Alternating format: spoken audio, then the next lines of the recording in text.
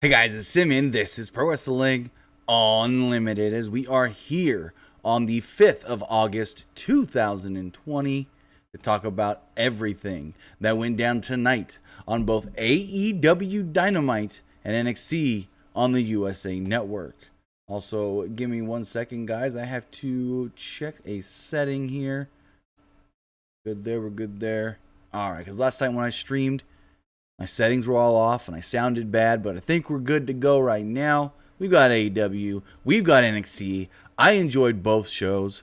I really can't say that I liked one better than the other, except I liked the last 3 minutes of NXT over, I guess you could say, anything on Dynamite. And so if I had to say I liked one better, I guess I would have to say NXT. But it was only because that last 2-3 minutes of the show. And I'll get into all of that when we talk about NXT. But let's see who's here with us in the live chat. We've got Tiny Venture. We've got Ace Valios, Jimmy Too Sweet, Eric Tate, Jacko Rowell. Let me mute my phone ringer before that starts going off. But with that, Awesome Gamer asks Tim, are you going live with Nick tomorrow? Yes. Little housekeeping here. So, last week, we asked you to tell us who you thought were the best in the first half of 2020. Best male wrestler, best female wrestler, best tag team wrestler. I then took all of your guys' votes from Twitter, Instagram, and YouTube, and I compiled them. We've got some brackets. We've got 16-man brackets for tomorrow, where Nick and I will break down all these brackets and go through each round one by one and determine who's the best male wrestler of 2020. But here's the thing. If we have any discrepancies where we can't agree, we're going to take it to you guys in the live chat. We're going to throw up a Twitch poll. We're going to let you guys vote and determine who goes to the next round. I know there's going to be at least one or two in round one that will have to go to a poll. But again, all the seedings for these brackets did come based off of your guys' votes as far as who you thought was the best male, female, and tag team. And I'm going to say right now, running away with the votes in the men's is the number one seed. One of two number one seeds, and Drew McIntyre, the WWE champion.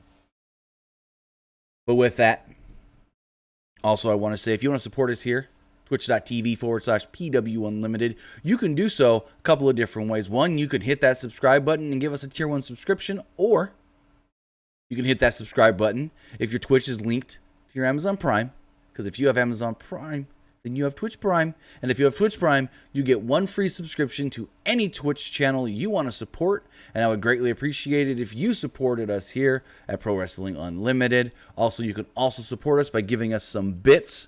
That is also greatly appreciated as well, and there is something on my glasses that is annoying the crap out of me.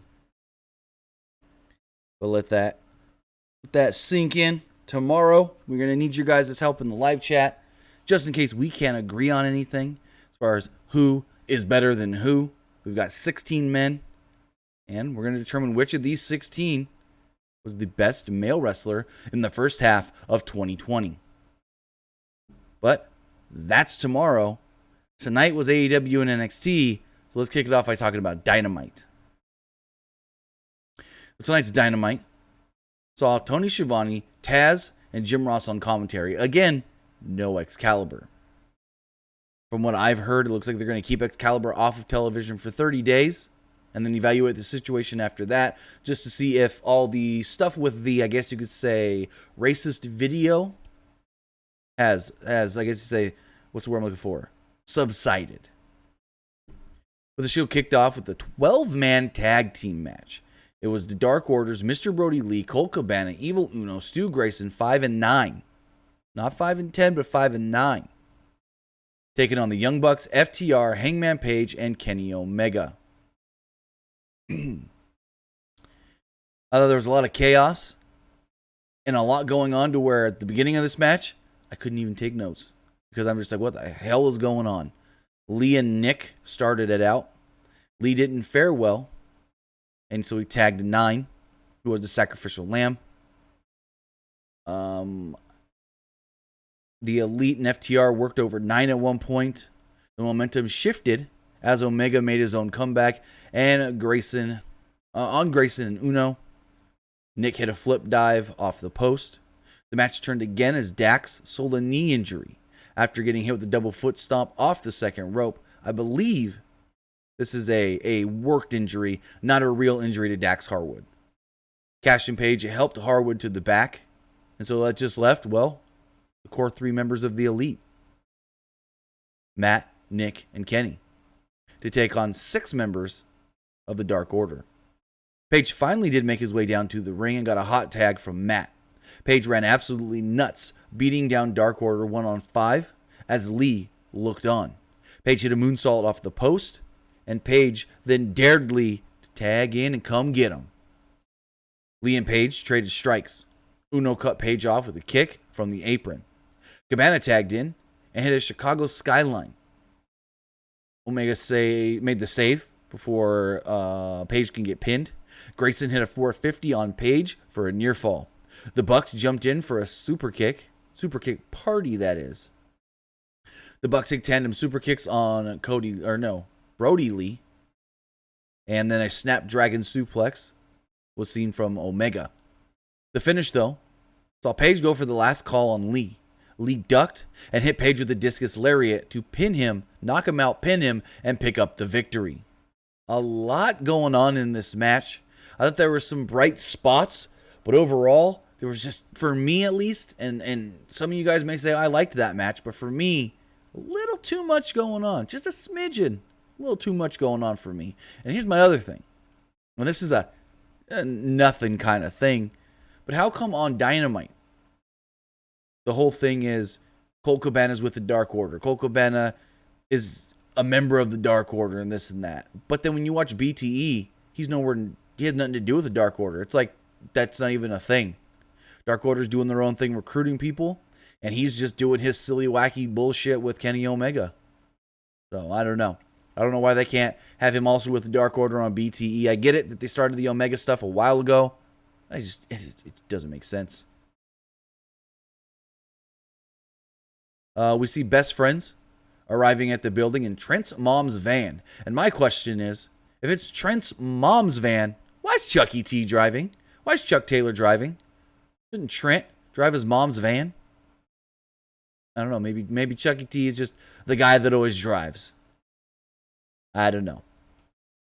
Jon Moxley cut an amazing promo. Shocker. Always cuts just amazing promos, pre-tape promos.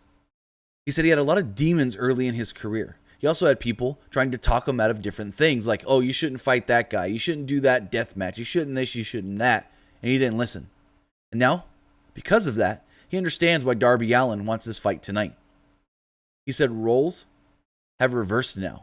And he's the veteran trying to talk sense into the young guy because Darby is his favorite guy in AEW, and he doesn't want the responsibility of being the one that possibly ends the career of Darby Allin.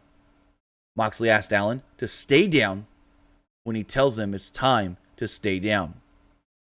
I liked the promo. I thought it was really good. Moxley's delivery is always on point, always just right there, spot on. I mean, there's nothing else to say. Great promo. Next up, we got Best Friends versus Santana and Ortiz. I missed, I guess, the middle of this match when I was making the kids' dinner. And to be honest, this match went long because I watched the first couple of minutes, stepped away for a couple of minutes, came back, and there were still more minutes left in this match. And I'm like, fuck, I thought I was going to miss the finish. Nope. So, at the onset, Chuck Taylor was in control. Trent tagged in and got cut off and tripped on the apron. Santana used a cutter for a near fall. Trent made a hot tag to Taylor. Taylor hit some soul food and used a Falcon Arrow for a near fall. Trent tagged back in and cut him off again. At one point, Santana and Ortiz set up for a street sweeper. Taylor shoved Santana off the top rope, and Trent trapped Ortiz's leg and got the fluke pin. The Best Friends defeat Santana and Ortiz, and they didn't take this win lightly, or loss lightly. No, Santana and Ortiz were pissed. Very, very pissed off. It feels like this is going to be a long, drawn-out feud, especially with what happens later. So JR threw it to a pre-tape with MJF in a campaign headquarters. MJF ripped on Lee Johnson for hanging his campaign poster crooked, but to me it didn't look crooked, so I don't know. He then asked Nina about the polls, the preliminary polls. She goes to talk. He goes, "Hey, Nina. Either smile or don't talk to me at all." So she's cheesing it up. You know what, MJF? It's like, okay. Talk down to the woman. Well, actually, he talked down to both people, but still. MJF said that just because he has a title match at All Out, he's not letting up his campaign. I don't get it. I mean, I do and don't get it. I get the whole thing last week where he's campaigning for the match, but once he gets the match, what are you campaigning for?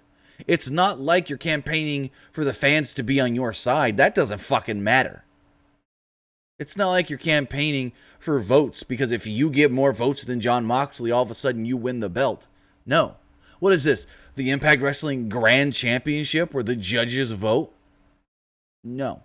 Well, I don't get keeping up the campaign thing. It just doesn't make any sense now that, he's already gotten the match. If he hadn't been given the match yet, then I'd get it. He's campaigning for the match. He's trying to get Tony Khan to give him the match. He's trying to get Tony to sign the match. He's trying to give reasons why he should have this match. But he did the thing last week, and then like 4 or 5 days later on social media, Tony Khan just goes, "Oh, hey, breaking news. Yeah, MJF gets a title shot." The camera operator then goes, "Wait, aren't you concerned? What if Darby Allin wins tonight against Moxley?" He goes, "That 125-pound emo kid? He'd hate to face him." And then he said he'd hate to face him and totally blew it off. Thank you, Dietrich, for the bits. Really do appreciate that. Remember, guys, if you want to support us here, you can do so by sending in some bits or hitting that subscribe button. Also, if you want to be part of the show, you can do so by texting in to 510-906-1341. Again, that number is 510-906-1341. We'll put the number right here in the live chat, and it will be scrolling across the screen periodically as well. So Matt Hardy, or Matthew Hardy, came out and cut a promo. He said he came to AEW because he wanted to come to a place where he would be respected, where he could be an attraction, and where he can give feedback and help younger talent. But Hardy doesn't feel like he's being respected. He said that he also wants to give back and help people as Matthew Hardy. Hardy said that he's taken Private Party under his wing because he sees a lot of him and his brother in them. He said he made the same offering to a young Sammy Guevara, but Guevara gave him a proverbial middle finger. He said, well, he no longer wants to help Sammy, he wants to hurt Sammy. Guevara ran in, and they had an intense brawl. Hardy had the upper hand and grabbed a table and set it up.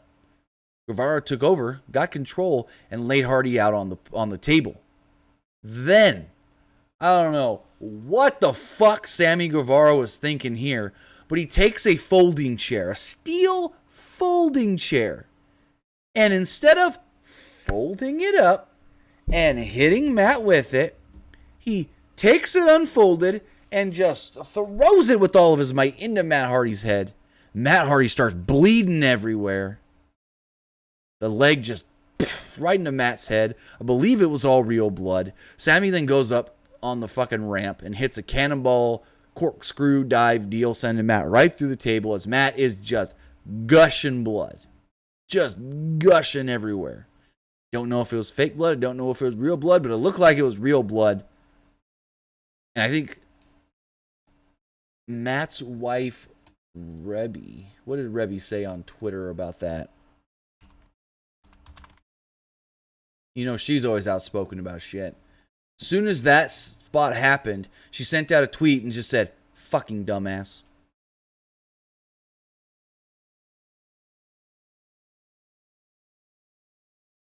So with that, I didn't like that spot at all because Matt could have really severely been hurt there.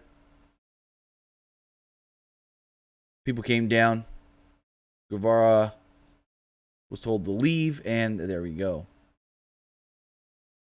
Then they cut away from the brawl to the parking lot where Santana and Ortiz, well, they busted up Trent's mom's car. They spray painted all over it, and they even wrote Sue on the hood and X'd it out.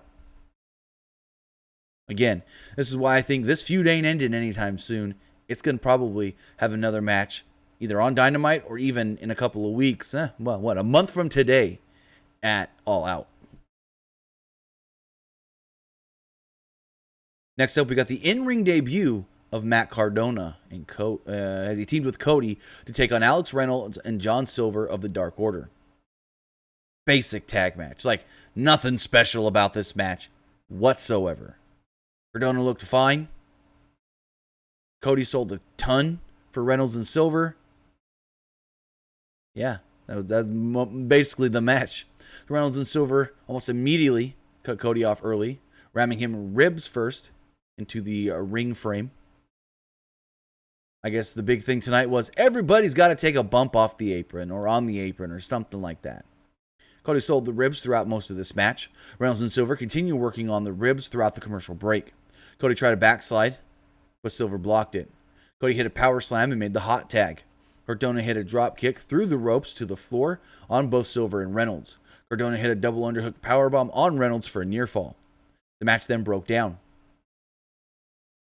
Cody hit Silver with a Cody cutter. Reynolds sent Cody outside after. Silver and Reynolds then double teamed on Cardona. Cody and Silver hit a simultaneous suplex spot on the top to the floor. Cardona then hit Reynolds with a radio silence, the old Rough Rider, and pinned him to pick up the victory. I think Cardona looked good, but just good. That's it. Fine. Good. Nothing special. It's just Zack Ryder. He didn't do anything to elevate himself and make himself look better than he ever did in WWE. I mean, it's his first match in the company, so maybe he didn't want to overdo it. We'll see where it goes from here. According to, I think, Wrestling Inc. reported last week that he's only on a 5-appearance deal right now. Would like to extend that into a full-term deal. So we'll see how it all does go. He's got to basically earn his keep. As Cody was making his way to the back, Scorpio Sky would approach him in the tunnel. Sky didn't say anything, but he tapped that TNT title, indicating, hey, I want the next shot. Best Friends then cut a promo from Sue's van. They promised to get Santana and Ortiz back and make them apologize to Sue personally by speakerphone. How cool would it be if they get a video next week and it's like Santana and Ortiz didn't come to Dynamite for some reason, or even something that happens not during Dynamite, but like they go to New York and attack Santana and Ortiz or bust one of their cars. And so then Santana and Ortiz comes out next week on Dynamite and goes, hey, you guys brought it to our home. We didn't make it that personal. Now it's personal. Let's fight. I don't know. I doubt they do that. Probably just going to all play out on Dynamite. We'll see how it goes. Sammy Guevara came out again. He got his cue card gimmick going. He did the cue cards during the commercial, and then, well, we didn't see him again. Basically, JR said, we're going to cut it to picture-in-picture. No, it was JR and Tony. One of them was like, we're going to cut it to picture-in-picture here for the commercial, but you can watch Sammy Guevara and his cue cards right there. And then Sammy did his deal, and, well, yeah. So then we got AEW Super Wednesday 2020 debate. Better than I expected. I'm gonna give Orange Cassidy mad props here. Mad props. So Justin Roberts introduces our moderator for the night, mystery special moderator Eric Bischoff. Yes, Eazy-E. Bischoff didn't do any shtick. He just came out and was a biased, well, sort of biased moderator. Introduced Orange Cassidy. Introduced Chris Jericho. Cassidy entered first. Jericho entered second with Jake Hager and, well, the orange jacket. Bischoff said that we got questions, random questions from social media. The two competitors in the ring do not know anything as far as what these questions may be. And the first question was, why do Jericho and Cassidy hate each other so much? Jericho answered first. He ripped on Orange Cassidy for not dressing up for the occasion. Jericho was wearing a suit, keeping that in mind. Cassidy was in his usual gear. Jericho said Cassidy's a joke, a flash in the pan, and plays pocket pool. Cassidy said nothing. Eric was like, Mr. Cassidy, your response? And he was just like, Jericho was like, he ain't going to speak. Next question. He goes, okay, well, next question. Second question was, who's the bigger star? And who's the better wrestler in the ring? Chris Jericho or Orange Cassidy? Jericho said these won 50 titles all around the world. The only title that Cassidy won was the biggest slacker in high school. Jericho said, if they had gone to the same high school, he would have stuffed Cassidy in a locker, stolen his money and his girlfriend. Again, Orange Cassidy said nothing. The third question was a little interesting. Eric goes, I'm really interested to see your answers, your responses to this question. He asked about the rising sea levels and how that could be affecting the, what did he say? How that could be affecting the global economy or so. I don't remember exactly. Jericho blew off the question, goes, what is this question now? Next question. Orange Cassidy goes, whoa. And I didn't write it down, but he gave some long, detailed response about the dangers of rising sea levels and how that can affect people in their homes and this and that and blah, blah, blah. And I'm like, that came out of nowhere. Okay, cool. Fourth question was, why is Orange Cassidy so popular? Jericho called Cassidy a pimple on the ass of life and everything wrong with wrestling. Cassidy, well, ignored the question. Final question was, why do you two need this rematch? Why does this rematch mean so much to both men? Jericho started to answer and Cassidy interrupted him. Cassidy said that he knew what Jericho was doing here, challenging the guy that doesn't talk to a debate, trying to embarrass him, make him look bad. Well, he's not embarrassed. Cassidy said that Jericho's just trying to humiliate him. And next week may be the biggest match of his career, but it's also the biggest match of Jericho's as well. And Jericho said, how? Cassidy said, just imagine if Jericho loses to the guy that puts his hands in his pocket. And I mean, he went on more than that, and I was just like, fuck. He could cut a damn good promo. I've literally heard him do interviews or 2 interviews before, but never actually cut like a passionate promo like this. I was like, damn, okay. Still don't like the hands in the pocket thing, but hey, I'm turning a little bit of a corner on Orange Cassidy. I wish Nick was here with me to hear that. He then sent it to Eric Bischoff to declare the winner, and he says, well, Orange Cassidy has won this debate. Jericho was pissed. He said that he hasn't liked Eric Bischoff in 22 years. And he said, well, that sea level question really got me, and that's where he won the debate. Jericho said he can't wait to kick the shit out of Orange Cassidy next week, and instead he's not going to wait. He's going to do it this week, and he's sick to Hager on him. Hager beat the crap out of him. Jericho then hit him with the Judas effect and laid him out before Best Friends ran in to make the save. This was a fun segment. I thought it really showed a different side of Orange Cassidy that I've never seen before, that probably most fans haven't seen before. And again, turned a corner on Orange Cassidy a little bit. Again, I'm going to say it. Don't like the hands in the pocket thing. Don't like the super soft kick thing. The fucker can cut a promo. Let's say it right now. Man can cut a promo.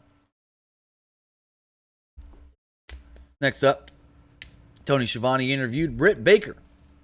He asked Britt, well, who have you chosen to face Big Swole tonight? And Britt said, I choose Reba. Reba, you're going to fight Big Swole. My first thought was, you're putting Rebel in a match on national television? The woman that probably had one of the worst wrestling matches ever? Rebel versus Shelley, Impact 2016. One of the worst matches of all time. Can't remember which one it was, but one of them in the match yelled, ah, my vagina. I think it was Shelley. I'm not 100% sure. In one of the worst matches of all time. You're going to trust Rebel to come out here and have this match? Swole used a side headlock early.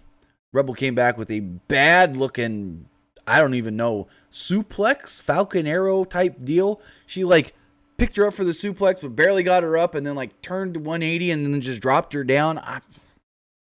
She then goes to the fucking top rope, gets scared and goes to the middle rope, goes for a moonsault, headbutts the gut of Swole. Swole hits the Dirty Dancing and pins her. Why was this needed? It was all that we got of the women's division. And I'm going to go on a little rant here. 4 minutes of women's wrestling on this entire 2-hour show. They couldn't even tell us to watch the women's tag tournament on Dynamite. But they told you to go to All Elite Heels and sign up for their $50 women's subscription service. A company that when they began touted that they would treat their women, they would provide their women with a division better than any other company has or does today. And this is what we get on Dynamite? A 4-minute nothing joke match? Joke match. No mention of their women's tag team tournament. Yes, you can say the scroll at the bottom of the screen, the ticker, showed the results like they do with Dark. But they didn't even say next week, next Monday at 7 Eastern, 4 Pacific. Don't forget to go to the All Elite Wrestling YouTube channel where we will see the next matchups, the next 2 matchups in the AEW Women's Tag Team Cup Tournament. They couldn't even say that 30 seconds. But they wasted 20-30 seconds when the graphic popped up on the screen and it said, go to AEW or AllEliteHeels.com to sign up for our women's something or other. Really? Really? You're going to tell women to go sign up for your subscription service that costs $50. But you're not going to tell everybody to go watch your women's tag team tournament. I'm going to go to YouTube right now. I'm going to go All Elite Wrestling. And here's the thing. The thing with this women's tag team tournament is it is said that they would like to do it annually every summer. But only if it does good numbers. If it is a draw. Well, it's on a Monday night, an hour before Raw, on YouTube, and you're not even going to promote it. Last week's episode did get 453,000 views. Compare that to... Actually, it got more views than Dynamite, but here's the thing. It's the first episode. They plugged it for 3 weeks on Dynamite. So, of course, it's going to do good numbers. It did better numbers than Dark. But how much do you want to bet that next week it does not do better numbers than Dark? Because they didn't even plug it this week. For all intensive purposes, most people probably already forgot that it's a thing and are not going to watch it. I mean, yeah, I could also rant that they don't most weeks plug Dark either and say, hey, on Tuesday nights, go to our YouTube channel for AEW Dark, because they didn't plug that either. But for a company that said that they're going to do better by their women's division than other companies have and do, that's just bullshit. A 4-minute nothing match segment where Swole wrestled Rebel. And nothing against Rebel. She tried her best, I guess. She tried. But I don't know. And Raven, like I said, Raven here, I don't know if you're a male or female. I hear the name Raven, I think female. I apologize if you're a male. Says they did 30,000K watching last night. Okay. But in total, if you're talking about last night, which was Dark, in total you only have 250,000 in total for Dark. 450,000 for the women's tournament. Next week they ain't going to get nowhere near that because, well, people have forgotten about it already. I can almost guarantee that most people have probably already forgotten that they're doing the women's tournament because you got to plug it on your other programs. It's a subsidiary program, subsidiary content, but no one's going to watch it and know to watch it if they forget about it because you're not telling them about it. Hammer it into our heads. Hey, Mondays, 7-4, tournament. Fuck. Anyways, moving forward. Sorry, Raven. You're JD. What's going on? Then they ran down the card for next week's show. Jericho will take on Orange Cassidy in the $7,000 obligation match, which means if Jericho wins, Orange Cassidy must pay Jericho $7,000 to replace the jacket. Cody will be taking on Scorpio Sky with the TNT title on the line. Plus, it's FTR Tag Team Appreciation Night. Omega and Page in a non-title match will take on Luchasaurus and Jungle Boy. Stu Grayson and Evil Uno will take on the Young Bucks. And we will get special appearances from Arn Anderson, Tully Blanchard, and the Rock and Roll Express. Nothing there other than Cody and Scorpio, because I think that could be a hell of a match. Just straight up banger. Other than that, well, okay. Jericho and Cassidy could probably be really good too. But I mean, Omega Page versus Luchasaurus and Jungle Boy, haven't we seen that already? Dark Order versus the Bucks, haven't we seen that already? And I no offense, but don't give two shits about seeing Arn, Tully, and the Rock and Roll Express talking old school tag team wrestling. I really don't. We move on to our main event. AEW World Title match, Jon Moxley against Darby Allin. We had a good brawl. Good match. Solid action. Moxley came to the ring wearing a paper no. Oh, yeah. Moxley came to the ring wearing a paper Moxley mask, kind of spoofing what Darby usually does. Allin slapped Moxley before the bell, and Moxley fired back with a forearm shot. Moxley hit some powerful strikes. Allin hit a shotgun dropkick and a tope suicida on the stage. Or to the stage.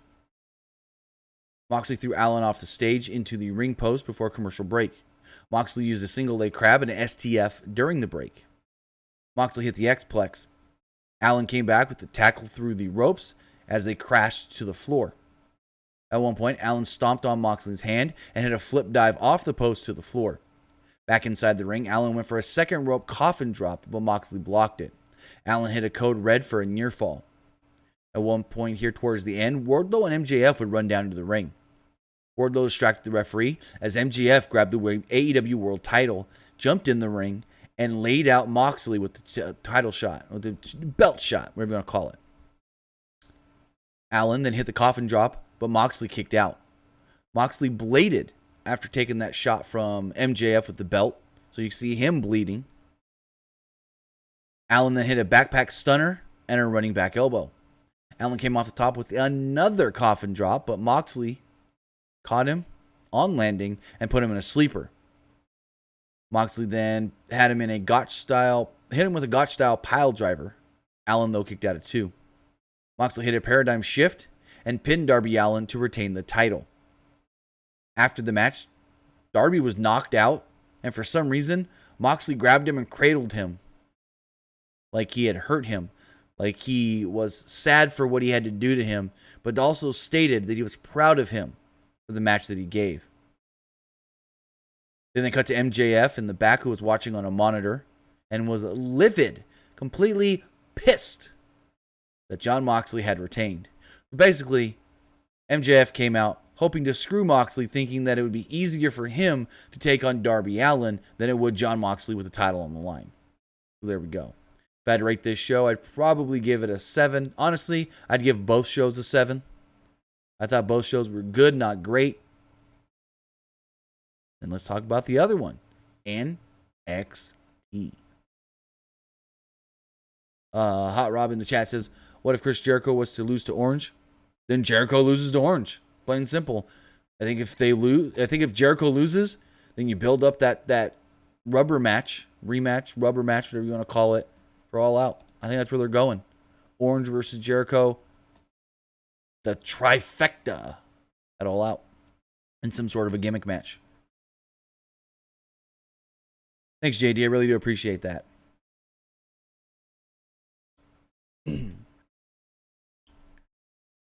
Next up, let's talk about some NXT, ladies and gentlemen. Remember, if you to chat with an Alexa Prize social bot? Alexa, stop. I have no clue what the hell that was. Alexa Pride Social Box. Okay. Anyways, got ran in here on my own show. Anyways, remember, guys, if you want to be part of the show, text your thoughts on both of these shows or anything really to 510-906-1341. Well, NXT was an interesting show.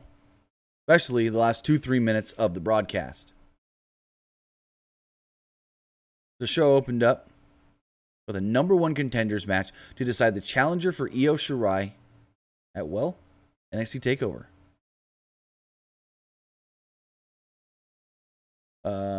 Ripley was dominant throughout the beginning of this match, and really the first half of the match, or most of the match, to be honest.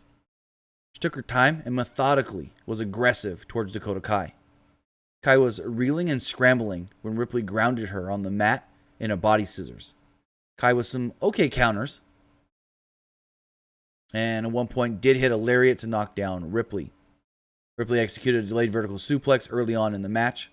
When she went for a second one, though, Kai countered and tripped Ripley to no avail. Kai ended up in the electric chair, and Ripley dropped her face first on the apron. Basically, every time Dakota Kai would counter something and get a look of offense, boom, she get knocked down again.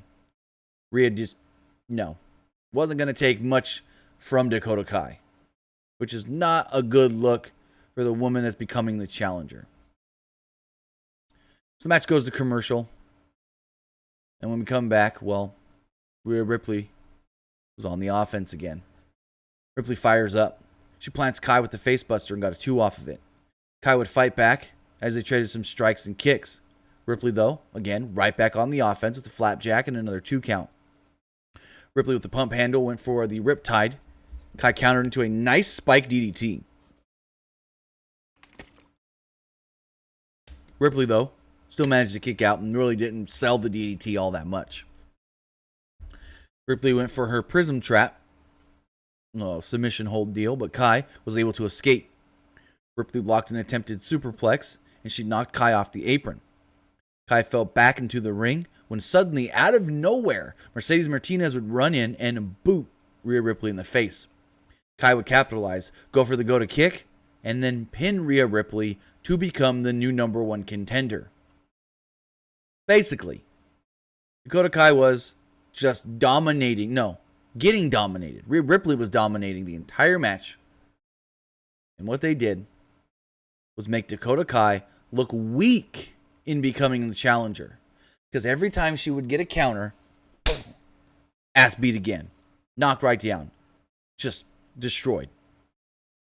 Because Rhea's the favorite, but she's not in line for the title shot right now because we're not taking the title off. This right here told me we're not taking the title off of Io, so Rhea can't challenge her. So let's make Rhea look good in defeat, where she can't lose unless somebody screws her. But she's going to look amazing in the match. I didn't like this. Because now, who's going to give 2 shits on Dakota Kai challenging when she looked this bad in this match? So afterwards, Martinez attacked Ripley again. Martinez executed an air raid crash after the match. Ripley's nose was bleeding as a result of the melee. Also, what this means is Rhea Ripley ain't done with fucking Robert Stone. We see Pat McAfee talked to Shawn Michaels earlier in the day. This is all we know. If you looked on social media, though, Pat McAfee posted that him and Adam Cole had squashed their beef. They're cool. It's all good. We had Bronson Reed taking on Shane Thorne. This is basically just a squash match. Shane Thorne did get some offense in. Maybe a little more than Dakota Kai did in her match. But basically, it was a what's the word I'm looking for? It's on the tip of my brain here. It was a showcase match for Bronson Reed. Good strikes early on. And Thorne did get an early advantage, but then Bronson Reed took over. They briefly fought on the floor where Reed gave Thorne a full Nelson slam onto the apron. Thorne was back up a moments later, didn't really sell it much and cut Reed off the clothesline. Thorne went for a Shining Wizard and got a near fall off of it, but Reed would soon make a comeback. Reed hit a military press and a senton and netted a 2 count off of it. They clubbed each other with trading strikes until Reed turned Thorne inside out with a lariat. Reed then hit the Death Valley Driver, which set up for his flying press off the top rope. Big ol' splash. Pinned him to pick up the victory. Said Breezango arriving at the arena earlier, or the building earlier in the day. And well, they were assaulted in broad daylight by El Legado del Fantasma, Santos Escobar, and his henchmen, Raul Mendoza, and I always forget his NXT name, DJZ. I keep forgetting his NXT name. They basically kidnapped Fandango, threw him in the back of their van, and took off. Mackenzie Mitchell interviewed the Robert Stone brand about Mercedes Martinez interfering in Rhea Ripley's match. Robert Stone basically just said Rhea thought she was done with Robert Stone and the Robert Stone brand, but the Robert Stone brand isn't done with Rhea Ripley. So maybe we get Mercedes Martinez versus Rhea Ripley at TakeOver. That'd be a fun match. Next up, we got a triple threat. Winner of this match moves on to the ladder match at TakeOver for the North American Championship. It was Oney Lorcan, Damian Priest, and Ridge Holland. Ridge Holland looked pretty good. I hadn't watched his stuff in NXT UK, but I thought he looked good here. I've always heard good things about him. Priest got the early advantage and took out both Lorcan and Holland. Priest with the flatliner on Holland, had him down, and then Priest then basically squared up with Oney Lorcan. They fought for a few minutes until Holland charged back into the ring. He sent Priest outside, but Lorcan also knocked Holland out of the ring. Lorcan then leaped over the top rope and hit a flip dive on both men. Holland got to display his strength as he tossed Lorcan overhead with a suplex. Holland then suplexed to Priest and stood tall as the show cut to commercial. Later on, Lorcan hooked Priest in a half crab. Priest kicked free. Then he ate an uppercut for a 2. Holland cut off Lorcan with a Monty Brown pounce. Holland with a gut wrench powerbomb on Priest only got a 2 off of it. But then had a triple down spot where all men came crashing down onto the mat. Holland and Lorcan were fighting each other at one point. Lorcan went for a counter and on Priest, who finally started fighting back as well. Holland then wiped them both out. Priest then got to his feet and wiped out Holland with a basically sit-out chokeslam. Priest then executed the Reckoning on Lorcan and pinned him to advance to TakeOver in the ladder match. Also, I believe the ladder match is now 6 men instead of 5. It had been advertised as 5, but later on in the night, William Regal stated we're going to get 2 singles matches to determine contenders, and we already have a triple threat next week. So 3 men have qualified, and there's 3 more men to qualify, I guess. So we'll see. Talk about that here in a moment. Because next up, we had Keith Lee and Cameron Grimes in a non-title match.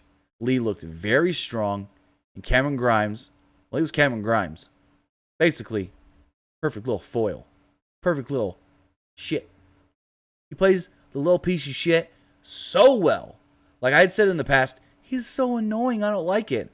But the more and more I see of Cameron Grimes, the more and more he grows on me, and I just realize he plays the annoying piece of shit perfectly. And I actually like it. So Grimes stalled and played cat and mouse early with Lee. Grimes kept moving and getting a little bit of an advantage playing the mind games. Grimes then took a Harley Race bump into the corner and he flipped out of the ring to the floor. Grimes then set up a trap for Lee though, and he rammed him into the ring steps. Grimes then springboarded into an acai moonsault to the floor. The show cut to commercial and Lee went down selling. Lee was firing up with a comeback as we came back from the break. Lee mauled Grimes, but Grimes was able to avoid a spirit bomb. That just delayed the inevitable though, as Lee picked up Grimes in a fireman's carry. He was seemingly going for a jackhammer when Grimes countered into a small package. Grimes, a moment later with a schoolboy, tried to cover Lee, put his feet on the ropes for leverage, did not work. Lee still kicked out. Lee then caught Grimes on a flying crossbody, but Grimes would catch Lee with a one-man Spanish fly. Grimes went for the cave-in, but Lee blocked it. Lee chopped down Grimes and nailed him with some sort of a short-arm clothesline deal. Lee then went for the spirit bomb and scored the decisive victory. As Cameron Grimes left the ring, Lee was in the ring by himself as the lights went out. You hear Scarlett's voice booming over the loudspeaker. Not sure what she said. It didn't sound like it was English. And Karrion Kross appeared on the screen.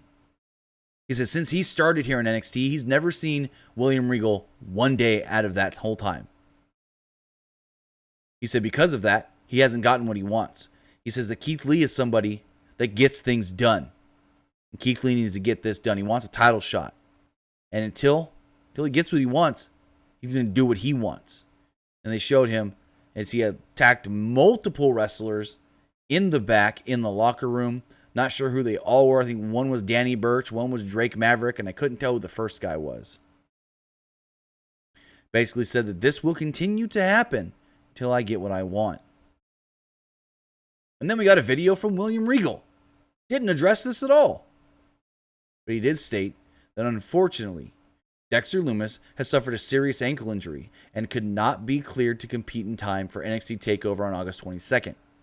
So therefore, both Johnny Gargano and Finn Balor have brought an interesting scenario to him. They both stated that, hey, we weren't pinned in our triple threat matches. We want another opportunity to get in to the ladder match TakeOver. What Regal said is, after next week, we will have done 3 or 4 triple threat matches. Then, the 4 men who were not pinned in their triple threat matches will battle in 2 singles matches. And the winners of those 2 singles matches will advance to the ladder match. Hence, why now it's a 6-man ladder match. Originally, it was advertised as a 5-man, but now it's a 6-man. 4 triple threats, 2 singles matches. Now, I'm almost certain, and I could be wrong about this like I've been wrong the last couple of weeks, please put Johnny and Finn in this match. Both of these men would make this match so phenomenal. I get it. That means Ridge Holland's got to actually take a loss. Oh well. Oh well. Also, we do not know who the mystery guy is going to be next week in the match with Kushida and Cameron Grimes. So next up, El Legado del Fantasma dragged a helpless Fandango into the arena. The NXT Cruiserweight Champion Santos Escobar said that every week they explain why Lucha Libre culture is important and why it is art, not a gimmick, and not to be exploited for merch money.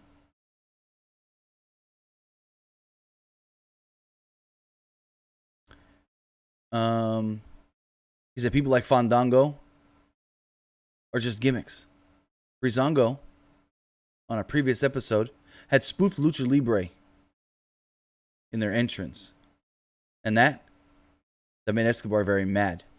And he wanted to do something about Fandango and Tyler Breeze mocking their culture. He said he compared it to them spitting in his face. Santos said, the disrespect stops now. Raul Mendoza and DJZ, I can't remember his WWE name. If you guys know, let me know in the live chat. What's his WWE name again? I know he's DJZ, but they went on to pummel Breezango when, Tyler Breeze tried to make the save. Well, that didn't work. It didn't work because it was still 2-on-1. Escobar then issued a challenge and a warning to one Isaiah Swerve Scott, who states that he wants the next shot at the Cruiserweight title. And basically he said, you want a shot? Look what happened to these 2 men. Your fate is the same. And they got a highlight video of the NXT career of the Undisputed Era and all their championship title reigns. We then see Damian Priest and Bronson Reed in the parking lot having some words. Just a little, back and forth thing. No one wanted to hurt the other in the moment. Not like, fuck you, bitch, brawl or anything. No, it was just kind of like, hey, we're both in this ladder match. We're both going to try and win. But how about the 2 of us have a friendly singles match to see who the better singles wrestler is? And next week, that match is going to take place. We do know next week we'll be getting a triple threat qualifier. Kushida, Cameron Grimes, and a mystery opponent. Damian Priest versus Bronson Reed. And Karrion Kross against Danny Burch. Excuse me. Next up, Pat McAfee would join commentary. Said he was asked to come out here. The Undisputed Era's Adam Cole. And basically Tom Phillips goes, you sure that's a smart thing to do? And he goes, Tom, didn't you see? We squashed it. We're cool. We're good, Tom. Broken King Slender. DJZ's NXT name is Joaquin Wilde. You're right. You're right. Thank you. Thank you. Seth Rollins. B-Slayer also says the same thing. And I thought it was just so funny where Tom just goes, Pat, you think it's smart to come out here? You know, the NXT, the Undisputed Era and Adam Cole, they'll be out later for our main event. But right now, we had Tegan Nox versus Indy Hartwell. Nox got the shine early until Hartwell cut her off. Hartwell got a near fall after a big boot. The announcers were more focused on talking about Pat McAfee than the action in the ring. Then, well, out of nowhere, because I wasn't paying attention, I was listening to what Pat McAfee was saying.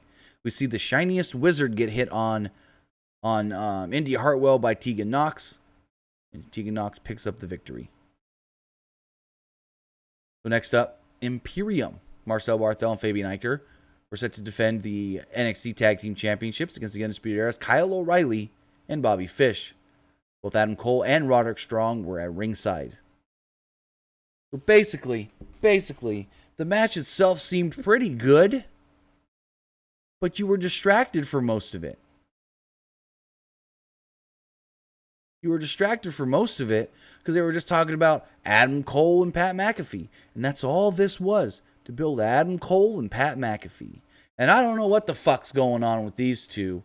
I mean, I liked the end, but I didn't like this part. Who's the heel and who's the babyface? They made it seem like Pat McAfee's the heel, but what the fuck did he say to piss everybody off? I mean, at one point, he says something, and I don't even know what, and Beth just goes, I can't anymore, I'm done. And just leaves the show for the rest of the night. And just leaves commentary. And then Morrow goes, you know, Pat, I've put you over before, and I really like you, but I can't commend what you've done to my broadcast partner, Beth Phoenix, making her leave through the rest of the show. I'm like, what did he say? What did he say? I have no fucking clue what he said to piss everybody off. What did he say to piss everybody off so bad? This is Kyle O'Reilly's first match back in multiple months. He squared off with Aichner to start the match. Fish and O'Reilly were working over Barthel when Aichner tagged in and nailed Fish with a spine buster before the show cut to commercial. Fish was trying to rally as the show returned.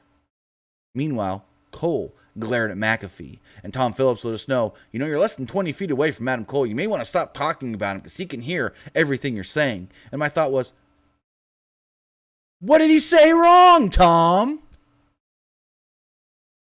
O'Reilly cleaned house after a hot tag. O'Reilly hit a Bobby Eaton-style flying knee off the top, targeted Eichner's leg. O'Reilly then barred the knee, and Aichner struggled to the ropes. As Aichner reached the ropes, Fish flew in with a Harley Race diving headbutt off the top. O'Reilly kept applying the submission hold as Aichner screamed in agony. Barthel made the save with a double spine buster into a moonsault on O'Reilly, or springboard onto O'Reilly. All of a sudden, out of nowhere, Adam Cole goes over to commentary and confronts Pat McAfee. Now remember, according to Pat, they spoke earlier in the night and they're cool.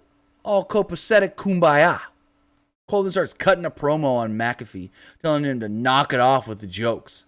And McAfee was just like, whoa, back off, calm down there. I thought we were cool. Cole turned and walked away. McAfee then remarked, well, Cole's just an angry little elf. Cole overheard it and came back. And now he's starting to say things where I'm like, okay, now he's starting to say things. But the last 20 minutes of the show, he didn't say anything. He says something about Undisputed Era's shortcomings. And Tom goes, ooh, you might want to watch your words there, Pat. He goes, oh, maybe I shouldn't say the word short when speaking of Adam Cole. So, I mean, I don't fucking know. And here's the thing. Adam Cole ain't short. He's 6 foot tall. They never call Matt Hardy short, and he's 6 foot. He's like 5'11", 6 foot, depending on who measures him. I've seen him build in different companies, different heights. 5'11", 6 foot. That's not short. I'm 5'10", and I've never been called short. Never been called tall, but I've never been called short.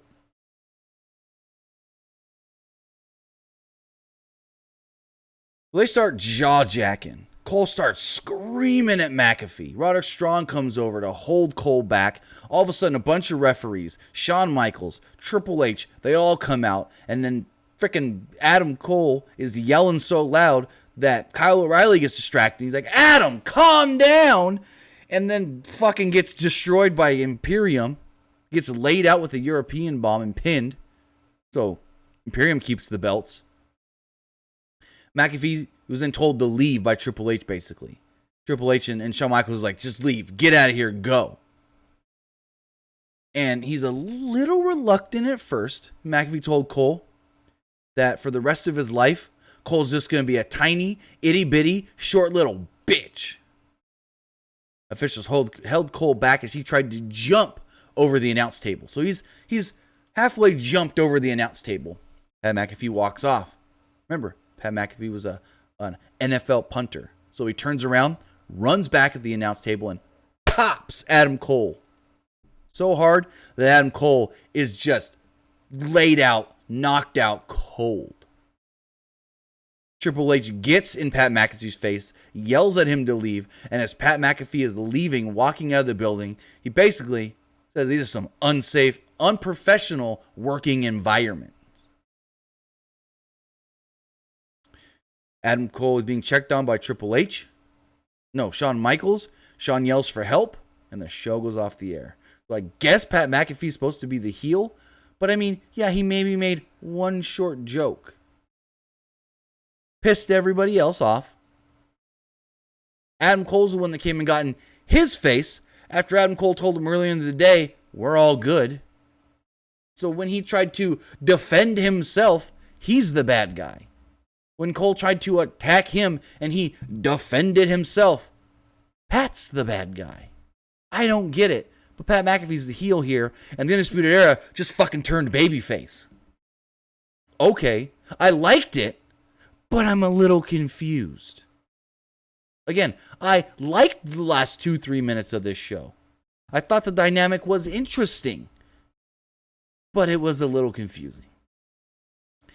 And what is this going to lead to? Pat McAfee versus Adam Cole at TakeOver? I guess. And now I want to know what you guys thought of all these shows. AEW Dynamite, NXT. You guys want to let me know what you thought? You could do so by texting in to 510-906-1341. Again, you could text in to 510-906-1341. This person here, text message states, Pat McAfee is a selfless little bitch that only cares about promoting himself and his brand. Okay. I don't know where that came from, but okay. This person says, who do you think should take the title off Cody and win? I have no clue. I mean, win? I don't know. Who? Darby Allin. There we go. I'm just going to say it right there. Win? I don't know. But who? It's got to be Darby. Darby's come this close, like 4 times, to defeating Cody. So I think him coming close to defeating Cody multiple times, he's eventually got to beat Cody, but beat him where it counts. Not just a random whatever singles match, but in a title match when it counts. Other person says, not WWE or AEW related, but is Rich Swann really retired? No. If Rich Swann really retired because his injury was that bad, and I talked about this, I forget when, but I talked about this maybe yesterday in a video. No, I talked about this on my Twitch stream last night when we were playing Fall Guys. Here's the thing. Rich Swann gets cleared, wrestles at Slammiversary. Then all of a sudden is hurt so bad in that match by Eric Young that he can never wrestle again? Yeah, bullshit. No one's going to believe that. He's retired because the doctor said that he was hurt so bad by Eric Young. Bullshit. Then Eric Young just comes out after he retires and attacks the leg again. Bullshit. He's going to come back. He's going to take on Eric Young. And there we go. I think the two are going to have a phenomenal match because they're both great workers. But I don't know. And finally, this last text message here does state, If Orange Cassidy defeats Chris Jericho and then defeats him again at All Out, could you see Orange Cassidy getting an AEW World or TNT title shot? I could see him maybe taking on... Has he? No, he hasn't. Yeah, I can see him taking on Cody for the TNT title. I hope they don't put the title on him, but I can see him getting a shot. But with that, that's going to do it for tonight's AEW and NXT reviews. I want to thank you guys for joining me here live, right here on twitch.tv/PWUnlimited, as we talked about all of these shows. Remember, if you missed any of the show, you can catch it on demand on the PW Unlimited YouTube channel, youtube.com/Pro Wrestling Unlimited. With that, guys, remember, Nick and I will be live tomorrow breaking down the brackets to determine the best male wrestler the first half of 2020, and we may need your help to make that decision. So join us here live. We will let you know exactly what time on the community tab of our YouTube channel, on our Twitter, on our Facebook. So again, join us here tomorrow. Again, we don't know exactly what time. Might be, I'm going to spitball maybe 3 p.m. Pacific time. We're going to try and hit that time, but we will let you know for sure on social media and the community tab of our YouTube channel. With that, guys, have a great night, and we'll see you tomorrow.